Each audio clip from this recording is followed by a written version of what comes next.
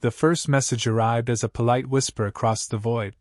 We require soldiers to assist in maintaining order on Vectra Prime. Earth volunteers will be welcomed.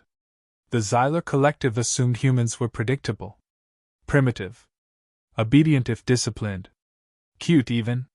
They had miscalculated. When Earth responded, it wasn't with diplomats. It wasn't with carefully curated troops smiling for ceremonial holos.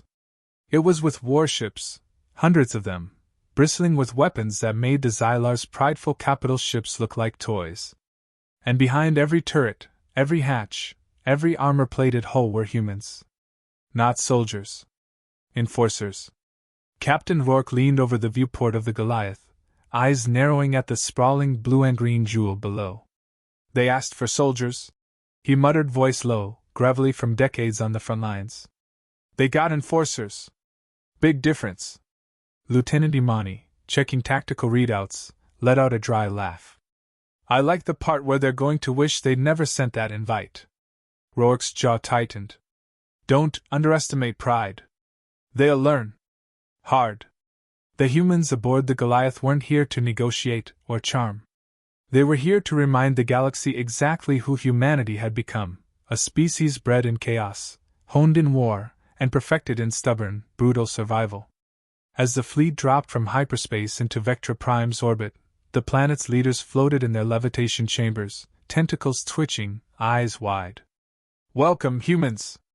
We anticipate cooperation, their translator hissed. Rourke's hand hovered over the comm panel. Cooperation means following orders.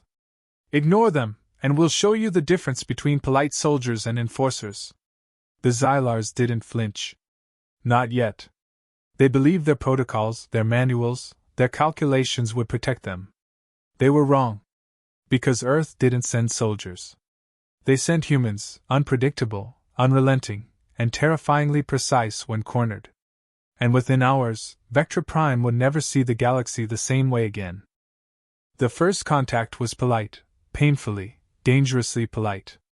Xylar commanders floated in their levitation chambers, tentacles quivering with what they thought was authority.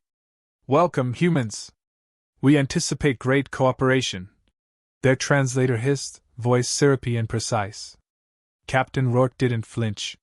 He leaned into the viewport, exosuit clanking softly. Great cooperation, he muttered. Means you follow orders, alien. Otherwise. His hand hovered over the console. The implied threat needed no words. Lieutenant Imani smirked, flicking through her data pad. Otherwise, we do exactly what we were sent to do. Spoiler alert, it's not cleaning up your streets. The Xylars expected soldiers, disciplined, cautious, predictable. They didn't expect humans. Humans who could read a battlefield the way predators read prey, who turned panic into opportunity, improvisation into art. The first skirmish began over a minor separatist rebellion in the Undercities. Xylars predicted a week-long operation, a tedious cleanup with careful consideration for local casualties. Humans cleared the sector in 3 hours. 3 hours. Every rebel cell neutralized, every hostage alive, every weapon destroyed beyond recognition. The Xylars were left scrambling to understand how a dozen humans could topple forces that dwarfed them in numbers and firepower. When the Xylar commander confronted Rourke, voice trembling through translation units, Rourke's grin was cold, almost clinical.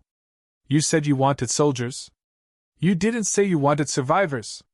Rourke walked through the battlefield afterward, boots crunching over alien debris and shattered drones. Smoke curled from broken machinery. Children peered from hidden corners, wide-eyed. One small human child, barely 6, tugged at his sleeve. You're going to stay? She asked, voice trembling. Rourke crouched, voice low, dry. Kid, we're not here to stay. We're here to remind them, never ask humans for soldiers unless you're ready to deal with enforcers. Meanwhile, Imani scrolled through Xylar tactical data, shaking her head. They still think they're in control. Let's keep it that way for a few more surprises. Makes the victory sweeter. The Xylars struggled to understand their new reality. Humans weren't just fighting, they were rewriting the rules. They adapted faster than strategy manuals predicted, exploiting weaknesses that didn't exist, or rather, weaknesses that humans made exist in ways no algorithm could anticipate. Rourke's fleet hovered silently above, a looming shadow of inevitability. The galaxy had asked for soldiers. It was about to learn what humans really sent. Vectra Prime's capital quaked the moment the Xylars realized they had miscalculated. Humans didn't just fight, they redefined war. Mining tunnels became traps, city grids were transformed into ambush labyrinths, and civilian zones were converted into staging grounds that the Xylars' logic engines couldn't decipher. Psychological warfare wasn't optional, it was mandatory. Broadcasts, carefully coded, turned entire districts of alien troops against each other before a single human weapon fired. The Xylars tried to regroup, to rely on technology. But Earth had thought of that too. Drones intercepted drones. Shields countered shields. Every maneuver the Xylars considered foolproof collapsed under improvisation, instinct, and sheer human audacity. Then came the orbital strike. Hundreds of Earth warships dropped from hyperspace at impossible angles, ships appearing where no one had calculated a safe trajectory. Comms channels lit up with panic signals. Impossible! They can't! Rourke's voice cut through the static like a blade. Attention, Xylars. You asked for soldiers? Earth sent enforcers. This is your only warning. And then the humans struck, but not recklessly. Every target was chosen with precision. Supply depots vaporized, communications nodes shredded, troop formations scattered. But every civilian zone, every cultural site, every vital hospital remained untouched. The Xylars couldn't fathom it. Mercy? Strategy? Logic? Impossible. By dawn, Vectra Prime was under human control. The planet had not fallen, it had been claimed. Not with occupation, but with unmistakable dominance. Xylar High Chancellor, tentacles trembling, demanded surrender. We underestimated you. We miscalculated your capabilities. Rourke's grin was merciless, almost humanly poetic. We don't do underestimating. That's your specialty. Then came the twist the Xylars would never forget. Humans didn't occupy. They didn't annex. They left behind their signature: hyper-advanced defense satellites, automated repair units, and encrypted battle plans for local governance. Vectra Prime was stronger than before, more independent, more resilient, but with a clear, terrifying reminder: next time, there will be no warnings. Across the galaxy, whispers began. Analysts, diplomats, and strategists alike asked the same fearful question: how do you fight a species that doesn't just win, but rewrites the very meaning of victory? Rourke and his enforcers didn't wait for answers. They left orbit silently, shadows fading into hyperspace. The galaxy had seen the future, and it bore the unmistakable stamp of humanity: unpredictable, relentless, and impossible to ignore. Months later, the Xylar Council convened in panic. Every algorithm, every prediction, every propaganda broadcast had failed. The humans had shattered their expectations, their pride, and their sense of security. Entire fleets that were supposed to outmatch Earth's enforcers were reduced to chaos by improvisation, cunning, and sheer audacity. Rourke sat in the captain's chair of the Goliath, sipping a muted whiskey, the faint hum of distant hyperspace traffic beneath him. Imani slid a hollow screen across the table. It displayed the Xylar Council's emergency session, tentacles twitching, advisors shouting over each other, panic palpable even through translation filters. "They've never seen anything like it," she said dryly. "They're panicking. And it's beautiful." Rourke let out a gravelly laugh. "Good. Let them. That's the sound of reality hitting them where it hurts. Not just their pride, their logic."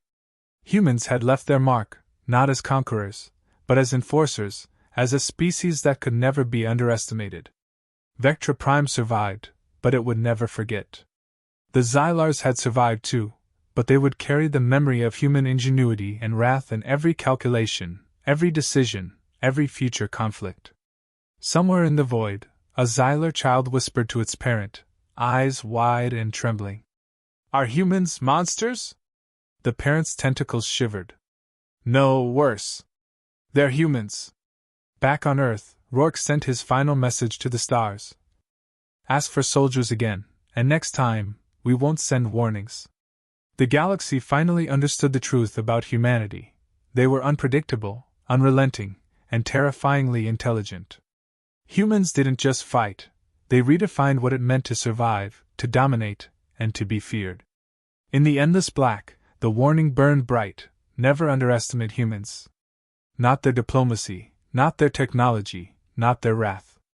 And definitely, not their enforcers.